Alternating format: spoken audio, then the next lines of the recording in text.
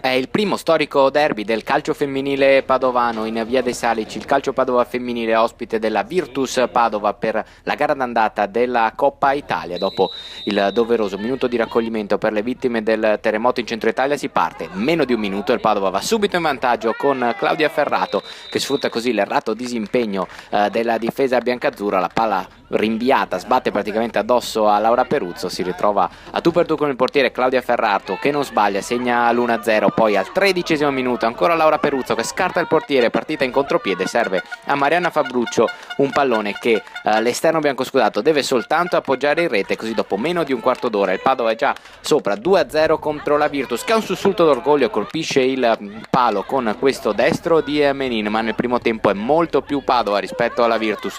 33° minuto ancora Peruzzo, il suo tiro ribattuto si avventa come un falco Claudia Ferrato che segna così la sua doppietta da vera opportunità, e quindi il Padova conclude sul 3-0 il primo tempo contro la matricola Virtus, neopromossa in Serie B. Ancora Padova nel secondo tempo, ancora una scatenata Laura Peruzzo che mette in mezzo Fabruccio, deve solo appoggiare in rete ma scarica praticamente sul portiere, si divora così l'opportunità del poker. La nuova entrata Aurora Favaro, serve l'altra nuova entrata Rossella D'Antonio che però tira ancora sul portiere.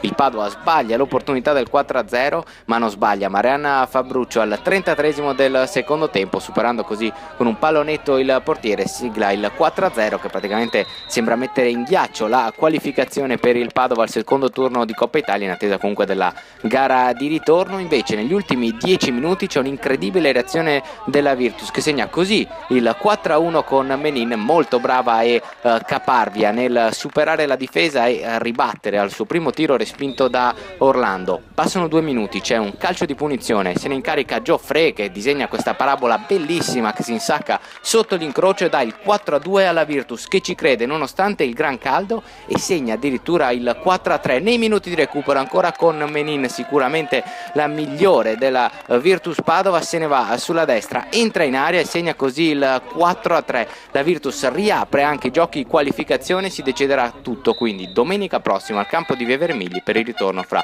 Padova e Virtus Padova.